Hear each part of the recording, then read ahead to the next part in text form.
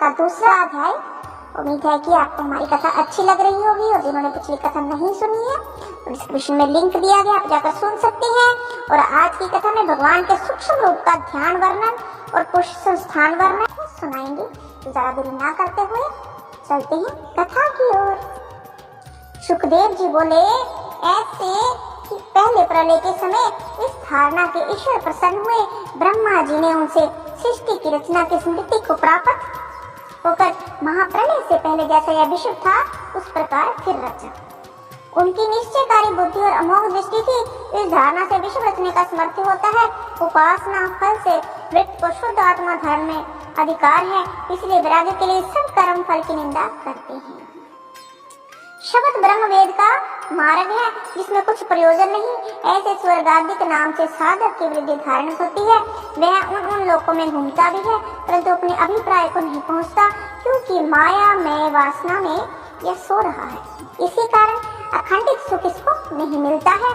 इसीलिए पंडित लोग नाम मात्र भोग के योग्य पदार्थों में जितनों में देह का निर्वाह हो उतने ही में सत्य होकर यह निश्चय करने वाली बुद्धि करें।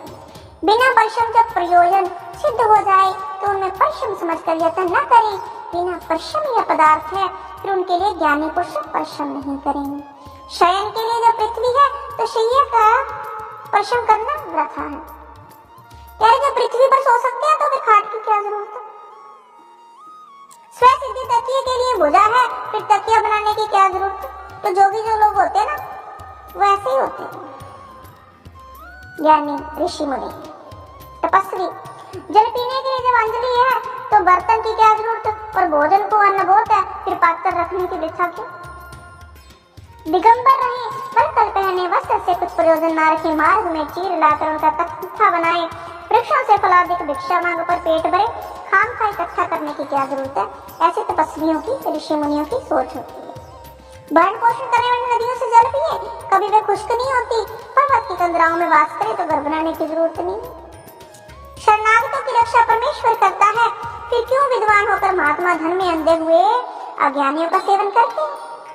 ऐसे अपना चित्त जब अपने आप ही सिद्ध हो जाए तब ईश्वर प्रिय जान अनंत के महानंद से निश्चय स्वरूप भजे तो संसार के हेतुओं का नाश होता है। ऐसा कौन है जो परमेश्वर के ध्यान की चिंता को त्याग विषयों का ध्यान करे। पशु बुद्धि वाले तो विषय का ही सेवन करते हैं। अपने किए हुए कर्मों को पुरुषों को सहन करने वाले जीव बैतरणी नदी में पड़ते हैं। यह देख सदा परमात्मा का स्मरण करें, उसे एक पल को ना भूलें।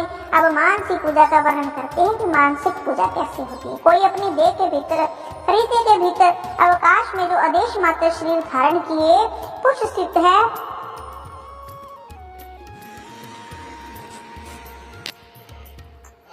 समझ कर यत्न करें और उनके पल को ना भूलें। अब मानसिक पूजा के बारे में आपको बताते हैं। कोई अपने देह के भीतर, हृदय भीतर विकास में जो आदेश मात्र शरीर धारण किए पुरुष स्थित हैं, उस चार भुजा कमल चक्र शंख चक्र गदा प्रसन्न मुख ईश्वर को धारण करके स्मरण करते हैं। प्रसन्न मुख पदलवत लोचन कदम्ब प्रसून के समान पीताम्बर धारण किए, स्वर्ण की भुजा मंदिरों में शोभमान महारत्न दमक रही है और महामुनियों के जड़े हुए पीठ कुंडल धारण किए हैं। प्रसन्न हृदय कमल के पात्र रूप स्थान पर जिनके चरण कमल योगेश्वर से स्थापन किए जाते हैं। महालक्ष्मी प्रभुता हृदय में दिखाई पड़ती है। कौस्तुभ रत्न कंठ धारण किए उस जिसकी कांति कभी मलिन नहीं होती।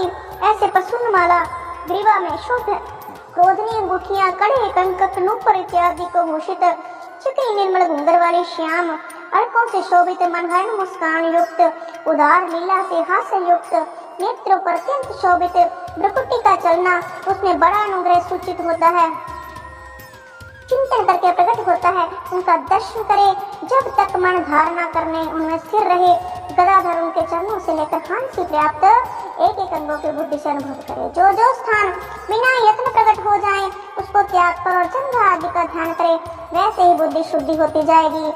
पर अवर दृष्टा विश्वेश्वर में भक्ति योग जब तक ना हो तब तक स्थूल विराट पुरुष का रूप अवश्य कर्म के अनुष्ठान के उपरांत नियम में तत्पर हो स्मरण करे। यह तो स्लिप मृत्यु और अपने आप दे त्यागे उसका कर्तव्य है। हे नरनाथ, जो इस लोक को त्यागने की इच्छा करे वह स्थिर सुखदेव आसन में बैठे, शुभ काल में पुण्य देश में मन को सख्त ना करे, प्राण को जीते, मन से योग्य व्यास और योगी की मोक्षदायक है। अपनी निर्मल बुद्धि से बुद्धि दिकों का दृष्टा जीवन में मन लगाए, जीवात्मा को शुद्ध चैतन्य ब्रह्म में एक करके आनंद को प्राप्त करके सब कृत्य से विराम करे। इसमें परे कोई कार्य कर्तव्य नहीं। जिस आत्मा स्वरूप में देवों का परम प्रभु काल में समर्थ नहीं हो सकता, वह जगत के ईश्वर देवताओं की क्या समर्थ्य है। वहाँ ना सत्व गुण की चले और न तमोगुण की, न रसोगुण की, अहंकारी, न महत्व की, न माया की, सबकी कुछ समर्थ नहीं होती। फिर जगत का तो क्या समर्थ है? यह भी नहीं कहने वाले उसको विष्णु का परम पद कहते हैं। आत्मा को त्याग कर और में मित्रता नहीं करते, पूजनीय ईश्वर के क्षण में हृदय से मिलाते हैं। ईश्वर का चिंतन करके इस प्रकार मुनि सिद्ध होकर सबसे उपराम प्राप्त करें। ब्रह्म ज्ञान के दृष्टि के बल विश्वास नम त्याग कर अपनी एड़ी से गुदा को बंद करें। तब वृषम, जीत, नाभि आदि 6 स्थानों में पवन को प्राप्त करें। पवन जो नाभि के मणिपूर्व चक्र में स्थित है, उसको हृदय में चक्र में रोककर उदान गति से कंठ विशुद्ध चक्र में उस पवन को प्राप्त करें, वह मुनि है। पीछे बुद्धि से अनुसंधान चित्त को जीतने वाला अपने तालु के मूल से धीर से वायु को प्राप्त करे। दोनों कान, दोनों नेत्र, दोनों नाक, एक मुख, इन 7 को रोककर किसी वस्तु की चाहना ना करे। भ्रुकुटी के भीतर आज्ञा चक्र है, उसमें प्राप्त करे। एक घड़ी स्थित होकर शुद्ध दृष्टि कर ब्रह्म को प्राप्त हो। ब्रह्म धर भेद कर देह इंद्रियां सबका त्याग करे। यह प्रभुक्त स्थो मुक्ति कही। अब कर्म मुक्ति कहते हैं। हे निरपेंद्र, जो ब्रह्मा के स्थान में होकर जहाँ गगनचारी सिद्धि को विहार स्थान है, मानिक सिद्धि मिलती है, उस ब्रह्मांड में मन इंद्रियों के साथ ही चला जाता है। क्योंकि मृत्यु के समय जो वासना प्राणी के हृदय में रहती है, सब लोग को भोग भोगता है। जाओ तो मन इंद्रियां सहित जीव जाता है। पवन रूप जिनकी ध्येय उपासना भगवत ध्रुव अष्टांग गयो समाधि, इनके करने वाले योगीश्वरों त्रिलोकी के बाहर भीतर सब स्थानों में जाने की गति होती है। ऐसे कहते हैं, उस गति को कर्मों में नहीं प्राप्त होते। हे भोपाल, आकाश में होकर ब्रह्मलोक के मार्ग में ज्योति में सुनाड़ी से अग्नि अभिमानी देवता को प्राप्त होता है। पीछे सब मल रहित हो, पर वर्तमान हर्षबंदी तारों पर शिशु कुमार चक्र को प्राप्त होता है और सूर्य आदि आश्रय भूत विश्व नाभि रूप चक्र का उल्लंघन करते हैं।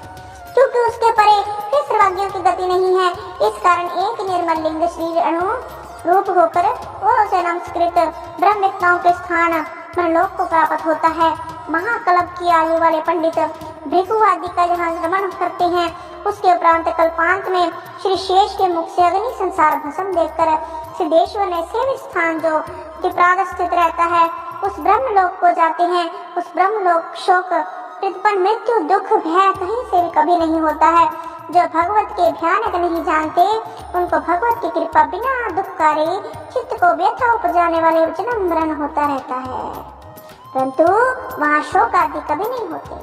ब्रह्मलोक में जाते हैं, उनकी गति 3 प्रकार की है। जो बहुत पुण्य दान कर गए, वह कल्पांतर में पुण्य की न्यूनता से अधिकारी होती है। और जो हिरण्य गर्भाधी उपासना के बल से गए, वह ब्रह्मा के संग मुक्ति पाएंगे। जो भागवत के उपासक है, वो अपनी इच्छा से ब्रह्मांड को भेद कर वैकुंठ में वैष्णव पद पाते हैं। पीछे लिंग देह से पृथ्वी रूप को प्राप्त होकर त्याग पृथ्वी रूप में जल को प्राप्त हो, शीघ्रता न करके ज्योति में वायु को प्राप्त हो, पवन रूप होकर बड़े भारी ब्रह्म को स्वरूप आकाश को प्राप्त होते हैं। भगवत दंड ब्रह्मांड भेदने को जो प्रकार है, वह कहते हैं ईश्वर रचित प्रकृति के किसी अंश से महत्व होता है, उसके अंश से अहंकार और उसके अंश से शब्द बनता है। उसकी मात्रा के द्वारा आकाश, आकाश से अंश, अंश से स्पर्श, उसकी मात्रा में द्वारा वायु, वायु अंश रूप, तन्मात्रा द्वारा तेज, तेज के अंश से रस और उनकी मात्रा से जल, जल से अगंध और जल की मात्रा से पृथ्वी होती है। जब सब मिलकर चतुर्दश गुणात्मा विराट शरीर ब्रह्मांड होता है, उस ब्रह्मांड का 500 कोटि योजन विस्तार है। पृथ्वी शब्द वाच्य विशेष अंड कथा 100 कोटि योजन विस्तार वाला है। कोई 500 कोटि योजन कहते हैं। फिर वायु आदि को अनगिनत अंश हैं, वे उत्तरोत्तर 10 गुने अधिक हैं। 8 पृथ्वी के आवरण व्यापक हैं। घ्राण से गंध, रसना से रस, दृष्टि से रूप, तमसा वास गुण प्राप्त होकर योग प्राण से उन क्रियाओं को प्राप्त होते हैं। अहंकार 3 प्रकार का है, तामस, राजस और सात्विक। तामस में जड़ भूत सूक्ष्म उत्पन्न होते हैं और राजस में भय मूर्ख 10 इंद्रियां और सात्विक से मन इंद्रियां देवता उनका लय उस अहंकार से नष्ट होता है।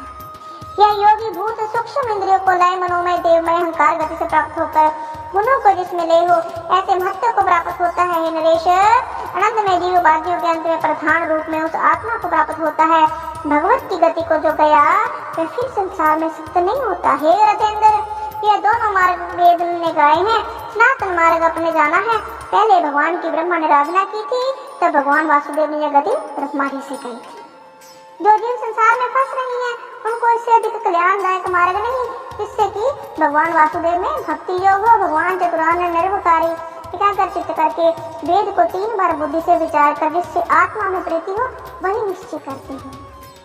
सब जीवों में अपनी आत्मा द्वारा श्री भगवान दिखते हैं और बुद्धि आदि जो ईश्वर को देखने का उपाय है ना और अनुमान करने के लक्षण है दिखती हैं। हे नृपेंद्र, इस कारण सर्वात्मा हरिश्चंद्र सब काल में श्रवण करने योग्य है।